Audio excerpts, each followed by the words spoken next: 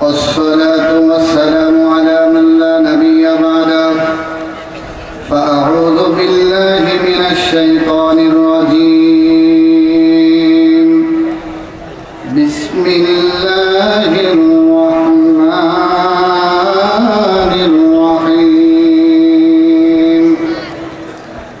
ومن يبتغي غير الإسلام دينا فلن يقبل منه وهو في الآخرة من الخاسرين وقال تعالى في شان حبيبه ومحبوبه مخبرا وآمرا إن الله وملائكته يصلون على النبي يا أيها الذين آمنوا صلوا عليه وسلموا تسليما اللهم صل على محمد وعلى آل محمد كما صليت على إبراهيم وعلى آل إبراهيم إنك حميد مجيد اللهم بارك على محمد وعلى آل محمد كما باركت على إبراهيم وعلى آل إبراهيم إنك حميد مجيد بلغ العلا بكماله كشف الدجى بجماله حسنت جميع خصاله صلوا عليه وآله لا إله إلا الله لا إله إلا الله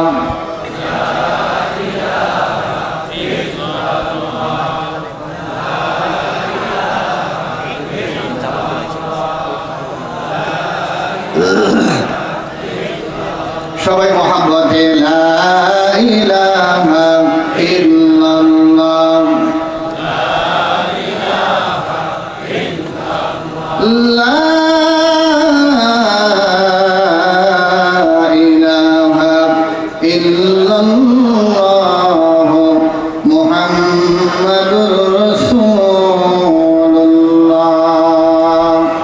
সাল্লাল্লাহু আলাইহি ওয়াসাল্লাম মদিনাতুল মুনাওয়ারা জয়নুদ্দিন কওমি মাদ্রাসা হাফেজ ছাত্রদের পাগড়ি প্রদান উপলক্ষে আজকের আজিম ও শান ওয়াজ মাহফিলের অত্যন্ত শ্রদ্ধাভাজন সভাপতি হাফেজ কারি মোহাম্মদ আরব আলী সাহেব, আজকের মাহফিলের প্রধান মেহমান ছিলেন মুফতি নিয়ামতুল্লাহ আল ফরিদি সাহেব দামাত বারাকাতুহুল আলিয়া, এবং যার অপেক্ষায় আমরা এখনো অপেক্ষমান, যা সুরলিত কণ্ঠে আমরা আলোচনা শুনব, সারা বাংলার আলোড়ন সৃষ্টিকারী হযরতুল আল্লাম হাফিজুর রহমান সিদ্দিকী সাহেব দামাত বারাকাতুহুল আলিয়া ইশাদ পরপর বয়ান করেছেন সকলেরই পরিচিত মুফতি আরিফ বিন হাবিব সাহেব দামাত বারাকাতুহুল আলিয়া সহ হযরত উলামা ইকরাম, আমার সামনে প্রবিষ্ট দিনদার ইমানদার পরহেজগার কারিমা জান্দাবাহী পিতৃতুল্য মুরব্বির নিজাম যুবক বন্ধুগণ, স্নেহের ছোট্ট ভাইয়েরা, পর্দার আড়ার অবস্থানরত সতী সাধবী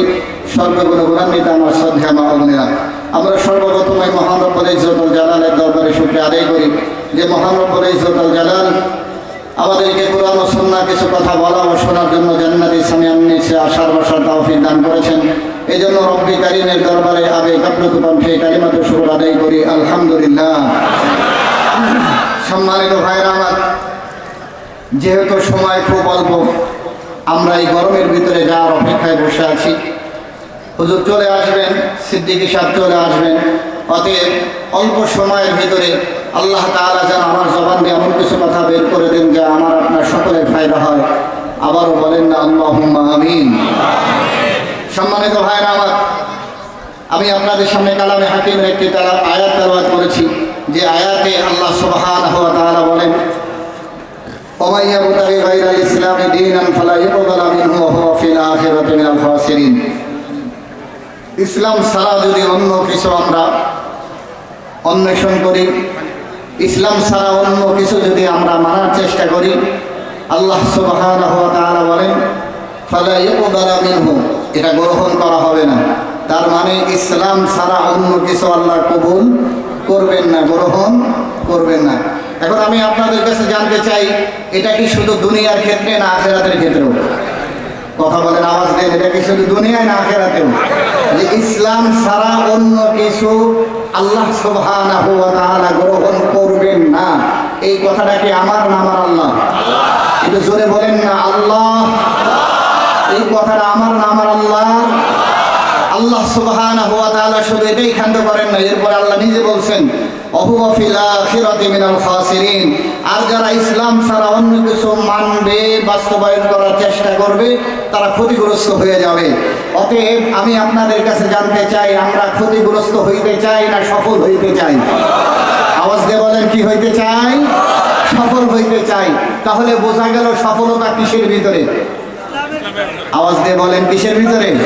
ইসলামের ভিতরে। আওয়াজ দিয়ে বলেন, সফলতা কিসের ভিতরে? ইসলামের ভিতরে। অতএব বোঝা গেল আমাদেরকে আমাদের পারিবারিক জীবনে, ব্যক্তি জীবনে, রাষ্ট্র জীবনে সব কিছুর ভিতরে কিসের দরকার? ইসলামের দরকার। কিন্তু এখন আমি আপনাদের কাছে জানতে চাই, আমাদের রাষ্ট্রে, আমাদের সমাজে, আমাদের পরিবারে, আমাদের ব্যক্তি জীবনে ইসলাম আছে? আওয়াজ দিয়ে বলেন, আছে? তাহলে এই ইসলাম আমাদের সমাজে, আমাদের পরিবারে, আমাদের রাষ্ট্রে প্রতিষ্ঠা করতে সমস্যাটা কোথায়? সমস্যাটা হলো এই ইসলাম যাতে আমরা কোথায়ও প্রতিষ্ঠা করতে না পারি, এই জন্য যুগে যুগে 3 শ্রেণীর মানুষ বিরোধিতা করেছে। কয় শ্রেণীর মানুষ বলেন? একটু আমার সাথে কথা বলতে হবে, অল্প সময় আমি ছেড়ে দিতে হবে, আমি আপনাদেরকে নিয়ে লম্বা কথা বলার সুযোগ হবে না। আপনারা বসে আছেন হাফিজুর রহমান সিদ্দিকী সাহেবের জন্য। এই জন্য আমি আপনাদের কাছে জানতে চাই, বলেন এই ইসলাম যাতে প্রতিষ্ঠিত না হয়, ইসলামের বাণী, ইসলাম যেন আমরা আল্লাহর জমিনে আল্লাহর দিন কায়েম করতে না পারি, এই জন্য বাধা দিয়েছে কয় শ্রেণী? আওয়াজ দিয়ে বলেন, কয় শ্রেণী? সমস্ত নবীরা এক দাওয়াত দিয়েছেন, কালিমার দাওয়াত দিয়েছেন, ঈমানের দাওয়াত দিয়েছেন, তাওহীদের দাওয়াত দিয়েছেন। আল্লাহ সুবহানাহু ওয়া তাআলা সেই কথা কালামে হাকিমের ভিতরে বলেছেন। আল্লাহ সুবহানাহু ওয়া তাআলা চমৎকার করে কালামে হাকিমের ভিতরে বললেন, ওয়ালাকাদ বা'আসনা ফি কুল্লি উম্মাতির রাসূলান আন ই'বুদুল্লাহা ওয়াজতানিবুত তাগুত। আল্লাহু আকবার বলেন।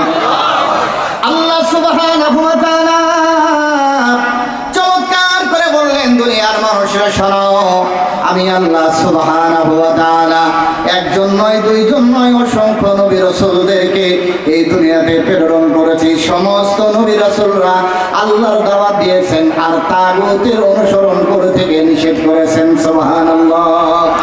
তাগুতের অনুসরণ করা যাবে না। তাগুতের অনেক ব্যাখ্যা, তাগুতের অনুসরণ করতে নিষেধ করা হলো, কিন্তু আর আল্লাহর ওয়াহদানিয়াতের অনুসরণের কথা বলা হলো। আর এই জমিনে আল্লাহর জমিনে আল্লাহর দিন কায়েম করার কথা বলা হলো, কিন্তু 3 শ্রেণীর মানুষ বলা দিল।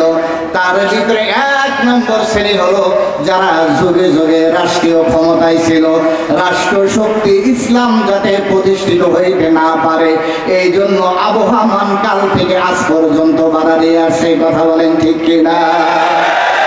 আবহমান কাল থেকে, সেই আপনি হযরতে আদম থেকে নিয়ে হযরতে নূহ আলাইহিস সালাতু ওয়াস সালাম বলেন, হযরতে ইব্রাহিম আলাইহিস সালাতু ওয়াস সালাম বলেন, যত পয়গম্বর বলেন না কেন, সমস্ত পয়গম্বররা যখন দাওয়াত দিয়েছে, আমরা কোরআন থেকে শুনি হযরতে শুআয়ব আলাইহিস সালাতু ওয়াস সালাম যখন মাদায়েনে দাওয়াত দিলেন, তখন তারা কি বলল? ক্বালাল মালাউল্লাযীনা ইসতাকবারু মিন কওমিহি লানুখরিজান্নাকা ইয়া শুআয়ব ওয়াল্লাযীনা আমানু মা'আকা মিন ক্বরিয়াতিনা আও লাতাউদুন্না ফী মিল্লাতিনা। আল্লাহু আকবার বলেন। হযরত শুআয়ব যখন বললেন ইয়া কওমি ইবুদুল্লাহা মা লাকুম মিন ইলাহিন গায়রু, আমার জাতি এক আল্লাহর ইবাদত করো যিনি ছাড়া কোনো ইলাহ নাই, মাবুদ নাই। কিন্তু তারা নেতারা কইল ক্বালাল মালাউল্লাযিনা ইসতাকবারু, লিডাররা বলল, রাষ্ট্রীয় ক্ষমতায় যারা ছিল তারা বলল শুআয়ব রে আল্লাহর দাওয়াত রাখো, অন্যথায় জেলে যাওয়া লাগবে। কোথায় যাওয়া লাগবে? আরে কথা বলেন না কেন?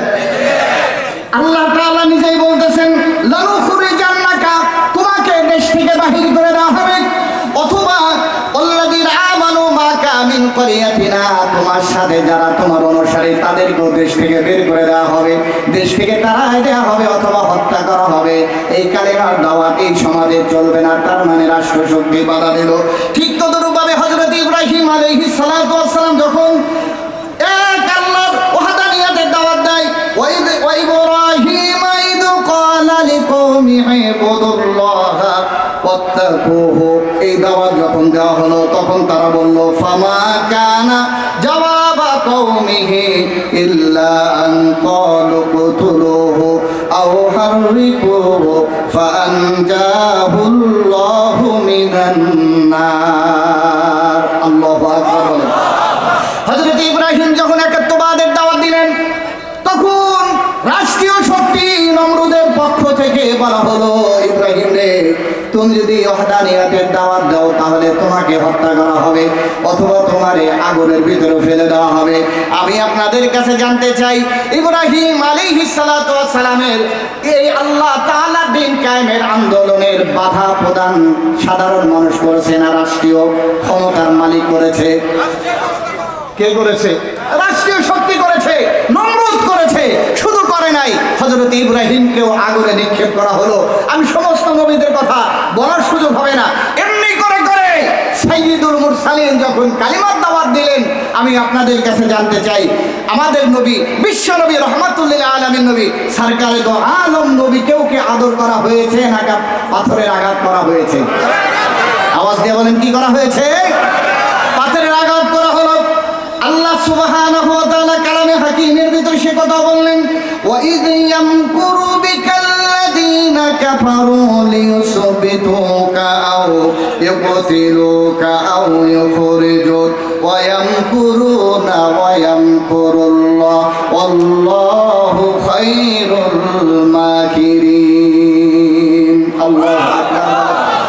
আল্লাহ সুবহানাহু ওয়া তাআলা যখন আল্লাহ তাআলার পয়গম্বর কালিমার দাওয়াত দেয় আল্লাহর জমিনে আল্লাহর দ্বীন বাস্তবায়ন করার জন্য যখন মক্কাতে অবিরাম প্রচেষ্টা করে, কিন্তু আবু জেহেল সহ উতবা সাইবা সহ্য হয় না, আল্লাহর জমিনে আল্লাহর দ্বীন কায়েম করতে দিবে না। এই জন্য তারা ষড়যন্ত্র লিপ্ত হয়ে গেল। তাদের ষড়যন্ত্রের কথা আল্লাহ সুবহানাহু ওয়া তাআলা চমৎকার করে উল্লেখ করেছেন। তারা যে যে ষড়যন্ত্র করেছে, বন্ধুগণ আমার, তারা তিনটা ষড়যন্ত্র করল। দারুন নাদওয়ার ভিতরে বসে, এই দারুন নাদওয়ার রাষ্ট্রীয় পার্লামেন্ট ছিল, তাদের গোপন পার্লামেন্টে বসে তিনটা ষড়যন্ত্র করেছে। সেই পার্লামেন্টের ভিতরে সেই মিস্টার ইবলিসও শরীক ছিল। সেই ইবলিসও একটা পরামর্শ দিল, তোমরা মুহাম্মাদের সাথে কি করতে চাও? তারা বলল আমরা মুহাম্মদকে জেলখানায় আবদ্ধ করতে চাই। বলে না জেলখানায় আবদ্ধ করলে লাভ হবে না। কয় আমরা দেশান্তর করতে চাই, লাভ হবে না। বলতেছি তাহলে কি করলে লাভ হবে? সংক্ষেপ কথা হলো শয়তান তখন তাদেরকে পরামর্শ দিল কোনো কিছু করে লাভ হবে না। তোমরা যদি রাষ্ট্রীয়ভাবে ইসলাম প্রতিষ্ঠার বাধা দিতে চাও তাহলে মুহাম্মদকে হত্যা করার কোনো বিকল্প নাই। জোরে বলেন নাউজুবিল্লাহ। তাহলে বন্ধুগণ আমার, আপনারা বলেন সবাই ষড়যন্ত্র করল, কিন্তু আমি আপনাদের কাছে জানতে চাই যারাই ষড়যন্ত্র করেছে তারা কি সফল হয়েছে না? যারা আল্লাহর পক্ষে কাজ করেছে তারা সফল হয়েছে। কারা সফল হয়েছে? এই জন্য আল্লাহ সুবহানাহু ওয়া তাআলা বলেন ওয়ালা তাহিনু ওয়ালা তাহজানু ওয়া আনতুমুল আ'লাউনা ইন কুনতুম মুমিনিন। আল্লাহু আকবার। আল্লাহ বলেন তোমাদের পেরেশানি হওয়ার দরকার নাই, চিন্তিত হওয়ার দরকার নাই। তোমরা যদি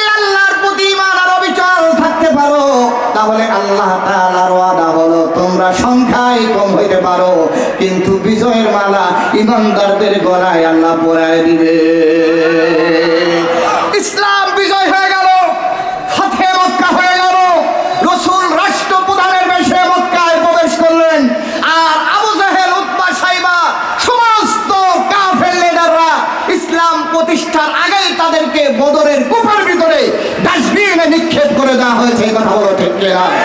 সুতরাং মুসলমান তাওহীদি জনতা, এই রাষ্ট্রীয় ক্ষমতা যারা ইসলামের বিরোধিতা করেছে তারা আগেও যুগে যুগে ইতিহাসের আস্থা করে নিক্ষেপ হয়েছে। এখনো যারা ইসলামের বিরোধিতা করে তারাও ইতিহাসের আস্থা করে নিক্ষেপ হয়ে যাবে, কথা বলো ঠিক কিনা? ইসলামের বিরোধিতা যারা করেছে তাদের 1 নম্বর শ্রেণী হলো রাষ্ট্রীয় ক্ষমতা, 2 নম্বর শ্রেণী হলো যাদের টাকা আছে পয়সা আছে। কারা? কথা বলেন। যেরকম কারণ ইসলামের বিরোধিতা করেছে, ইসলাম প্রতিষ্ঠার ক্ষেত্রে বাধা দিয়েছে। এরপরে 3 নম্বর শ্রেণী হলো যারা ইসলামকে প্রতিষ্ঠা হইতে দেয় নাই। তাদের ভিতরে রাষ্ট্রীয় দরবারে কিছু হালুয়া রুটি খানেওয়ালা কিছু মুন্সি থাকে, মৌলবী থাকে। এই মুন্সি আর মৌলবীরা তারা রাষ্ট্রীয় অবৈধ ফতোয়াকে বৈধ করার জন্য ইসলামের 13টা বাঁচায় যায়। যৌগিদের কথা বলো ঠিক কিনা? এরা মনে হয় আগে ছিল, এখন নাই। কথা বলে না কেন? এরা কি আগে ছিল, এখন নাই? যুগে যুগে ইসলামের সফল কাম হওয়ার জন্য কিছু দরবারি আলেম তারা অবৈধ সম্পদ উপার্জনের জন্য রাষ্ট্রীয় নেতাদের পা চেটে চেটে ইসলামের 13টা বাজিয়েছে। আজ এরকম কিছু গোষ্ঠী আছে যারা ইসলামের সফলতা দেখতে চায় না, নিজেদের স্বার্থকে হাসিল করার জন্য ইসলামের বিপক্ষে ওই রাষ্ট্রীয় শক্তির পক্ষে কথা বলে। কথা বলো মুসলমান ঠিক কিনা? সম্মানিত ভাইরা আমার, এই জন্য লম্বা কথা নয়, তাহলে 3 শ্রেণীর মানুষ বাধা দিল। কিন্তু আমি আপনাদের কাছে জানতে চাই, আল্লাহর নবী বাধা দেওয়ার পরে মদিনাতে ইসলামী রাষ্ট্র ব্যবস্থা কায়েম করছেন কি করেন নাই? এই জন্য কাদের ত্যাগ স্বীকার করা লাগলো? এই জন্য আল্লাহ সুবহানাহু ওয়া তাআলা আল্লাহর নবী বিশ্ব নবীকে এমন একদল সাহাবায়ে কেরাম দান করলেন, যে সাহাবায়ে কেরাম রিজওয়ানুল্লাহি তাআলা আলাইহিম আজমাইন নিজেদের জান মাল সব কিছুর চাইতে আল্লাহ আর তার নবীকে বেশি ভালোবাসতেন। সুবহানাল্লাহ। জানের চাইতেও বেশি ভালোবাসতেন, মালের চাইতেও বেশি ভালোবাসতেন, স্ত্রী সন্তানের চাইতেও বেশি ভালোবাসতেন, জানের চাইতে বেশি ভালোবাসতেন। আমি আপনাদেরকে হাদিসে পাক থেকে সংক্ষেপ একটা ঘটনা শোনাই দেই। হযরতে সাদ বিন রবি রাদিয়াল্লাহু তাআলা আনহু উহুদের যুদ্ধে শাহাদাত বরণ করলেন। কেমন করে শাহাদাত বরণ করলেন? আল্লাহর নবী বিশ্ব নবী নবী মুহাম্মদুর রাসূলুল্লাহ সাল্লাল্লাহু আলাইহি ওয়াসাল্লামকে হিফাজতের জন্য 1টি নয় 2টি নয় হযরতে সাদ বিন রবি 72টা তীরের আঘাত খেলেন। হযরতে যায়েদ বিন হারেসা রাদিয়াল্লাহু তাআলা আনহুকে আল্লাহর পয়গম্বর বললেন, যায়েদ রে, যাও যাও যাও, আমার হিফাজতের জন্য, আমাকে রক্ষা করার জন্য আমার যে সাহাবী 1টা নয় 2টা নয় 72 থেকে 70টা তীরের আঘাত যে সাহাবী খেলো, ওই সাহাবীর অবস্থাটা দেখে আসো। আর যাওয়ার পরে তুমি যদি ওই সাহাবীকে হায়াতে পাও তাহলে বলবা ইন রাইতাহু ফাকরাউ মিন্নিস সালাম। তুমি যাওয়ার পরে যদি দেখো তার ভিতরে রূহ আছে তাহলে বলবা তোমাকে সাইয়্যিদুল মুরসালিন নবী তোমাকে সালাম দিয়েছে। আল্লাহু আকবার বলে। এরপরে শুধু এখানে ক্ষান্ত নয়, তুমি ওই সাহাবীকে বলবে তুমি কেমন আছো। আল্লাহর বান্দারা লক্ষ্য করেন, এই ক্ষতবিক্ষত অবস্থায় যখন বলেছে নবীজি তোমাকে সালাম দিয়েছে, এরপরে ওই সাহাবীর সমস্ত দুঃখ কষ্ট দূর হয়ে গিয়ে মুস্কি একটা হাসি দিয়েছেন। এরপরে যখন হযরতে যায়েদ বিন হারেসা বলছে তুমি কেমন আছো, বলে কেমন আর থাকবো, আমি তো আদিদুরি হাল জান্নাহ, আমার নাক দিয়া উহুদের পাশে আল্লাহর জান্নাতের ঘিরান পাই। তাহলে আল্লাহর বান্দারা লক্ষ্য করেন, নবীকে ইসলামের জন্য জান দিয়ে বেশি ভালোবেসেছেন, মাল দিয়ে আল্লাহর নবীর সাহাবীরা নবীকে বেশি ভালোবেসেছেন। শুধু জান দিয়ে ভালোবাসেছেন বিষয়টা এমন না। মা বাবা অনেক দৃষ্টান্ত এগুলো নিয়ে আসেন আল্লাহর বান্দারা লক্ষ্য করেন, জানের চাইতে বেশি ভালোবাসেছেন, মা বাবার চাইতে বেশি ভালোবেসেছেন, আর মাল সম্পদ যা ছিল সব কিছু চাইতে আল্লাহ তাআলার হাবিবকে সাহাবায়ে কেরাম বেশি ভালোবেসেছেন। আল্লাহর বান্দারা লক্ষ্য করেন, হযরতে আবু তালহা রাদিয়াল্লাহু তাআলা আনহু নামীয় নবীজির একজন সাহাবী, আল্লাহর নবীর কাছে মেহমান যখন আসলো, মেহমান আসার পরে আল্লাহর নবী তার স্ত্রীদের ঘরে যখন লোক পাঠায় জিজ্ঞাসা করছে কোনো মেহমানদারের কিছু আছে, বলছে না না, মেহমানদারি করার মতো কিছু নাই। তখন আল্লাহ নবী বলেন, আমার একজন মেহমান আছে, তোমরা যদি কেউ এই মেহমানদারি করতে পারো তাহলে আল্লাহ তাআলা জান্নাতে তার মেহমানদারির ব্যবস্থা করবে। সুবহানাল্লাহ। এই একজন সাহাবী হযরতে আবু তালহা ওই আল্লাহ নবীর মেহমানকে নিয়ে স্ত্রীর কাছে গিয়ে বলতেছে, আকরিমি যায়ফা রাসূলুল্লাহি সাল্লাল্লাহু আলাইহি ওয়াসাল্লাম, স্ত্রী গো, আমার নবীর মেহমানকে তুমি সম্মান করো। স্ত্রী, স্বামীও জানে ঘরে কোনো খাবারের ব্যবস্থা নাই, আর স্ত্রীও জানে বাচ্চাদের খাবার ছাড়া কিছু নাই। এইবার আল্লাহর নবীর ওই সাহাবীর স্ত্রী বলতেছে, বাচ্চাদের খাবার মেহমানদের খাওয়ায় দেয়। তাহলে কিভাবে খাওয়ানো হবে? বলতেছে, আমরা বাচ্চাদের ঘুম পাড়িয়ে দেই, এরপরে লাইটটা অফ করে দে, আমরা খাবারের ভান ধরবো আর মেহমানকে খাবার দেবো, যাতে আমরাও খাবার খাচ্ছি এটা সে মনে করতে পারে। এইভাবে মেহমানকে মেহমানদারি করানোর পরে সকালবেলায় যখন আবু তালহা মেহমানদারিয়া নবীর দরবারে হাজির হয়, আল্লাহ নবী তারে দেখে মুস্কি হেসে দিয়ে বলতেছে, আল্লাহ তাআলা রাত্রে তোমাদের জন্য মুস্কি হেসে দিয়েছিলেন। সুবহানাল্লাহ। তাহলে আল্লাহর নবীকে জানের চাইতেও ভালোবাসেন, মালের চাইতেও ভালোবাসলেন। সংক্ষেপ কথা হলো, আল্লাহর নবীর একজন সাহাবী যার নাম ছিল হযরতে আবু দাহদা, উনাকে উনার ওই মদিনার ভিতরে একজন দরিদ্র মানুষের বাড়ির পাশে বড় লোকের একটা খেজুর গাছ ছিল। দরিদ্র সাহাবী রাসূলের কাছে গিয়ে বললেন, এই খেজুর গাছটা পয়গম্বর, আপনি বললে ধনী লোকটা আমাকে দিয়ে দিবে, কিন্তু আল্লাহ পয়গম্বরটাকে লোকটাকে বলার পরে দেয় না। এইবার ওই লোকটাকে ডেকে বলতেছে, তুমি যদি এই খেজুর গাছটা ওই দরিদ্র সাহাবীকে দিয়ে দাও তাহলে জান্নাতে তোমাকে খেজুরের বাগান দেওয়া হবে। আল্লাহু আকবার। কিন্তু এরপর ওই ধনী লোকটা দেয় না। এই কথাটা আবু দাহদা শোনার পর দৌড়াইয়া নবীর কাছে গিয়া বলে, পয়গম্বর, আমি যদি ওই খেজুর গাছটা খরিদ করে আপনারে দিয়া দেই তাহলে কি আপনি আপনাকেও আমাকেও জান্নাতের খেজুর বাগানের ওয়াদা দিবেন, সুসংবাদ দিবেন? কয়, হ্যাঁ, তোমাকেও দেওয়া হবে।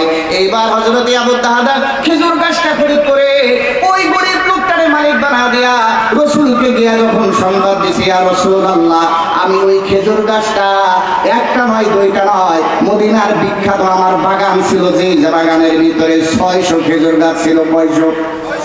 আওয়াজ দিয়ে বলেন, 600 খেজুর গাছ ছিল। ওই 600 খেজুরের বিনিময়, খেজুর গাছের বিনিময় যখন একটা খেজুর গাছ খরিদ করবে, এখন ওই ধনী লোকটা বলতেছে, তোমার কি মাথা ঠিক আছে? কয়, একটা খেজুর গাছের বিনিময় তুমি 600 খেজুর গাছের বাগান দিয়ে দিবা? কয়, আমার মাথা ঠিক আছে। তার কারণ তার ধান্দা হলো জান্নাতের বাগান নেবে। আল্লাহু আকবার। এরপরে গিয়া যখন রাসূলকে দেওয়া হয়, আল্লাহর হাবিব সাল্লাল্লাহু আলাইহি ওয়াসাল্লাম যখন তার খেজুর বাগানটা, ওই খেজুর বাগানের বিনিময় খেজুর গাছটা যখন দরিদ্র ওই সাহাবীর মালিক বানায় দেয়, এইবার হযরতে আবু দাহদা ওই খেজুর বাগানের কাছে গিয়া স্ত্রীকে ডাক দিয়ে বলতেছে, উম্মে দারদা, বের হও, এই খেজুর বাগান এখন আর আমাদের না, এটার মালিক আমরা বিক্রি করে দিয়েছি। কার কাছে করছেন? কয়, আল্লাহর কাছে বিক্রি করেছি, বিনিময় জান্নাত পাবো। এই জন্য আল্লাহ সুবহানাহু ওয়া তাআলা আমাদেরকে জান্নাত দিবেন। এই কথা শোনার পর আবু দারদার স্ত্রী দেরি করে নাই, তাড়াতাড়ি করে বাগান থেকে বের হয়ে গেছেন আল্লাহর জান্নাতের খেজুর গাছের জন্য। সুবহানাল্লাহ। সম্মানিত ভাইরা আমার, অতএব আমরাও কি দিন কায়েমের জন্য, আল্লাহর নবীকে ভালোবাসার জন্য জান মাল সব কিছু দিয়া ইসলাম প্রতিষ্ঠার আন্দোলনে শরীক হইতে চাই কি চাই না? কারা কারা একটু হাতটা উঠানো যাবে কি? জোরে জোরে বলেন না, আল্লাহু আকবার। হাতটা নাড়া দেন না, একটু হাতটা নাড়া দেন না, জোরে কর না, আল্লাহু আকবার।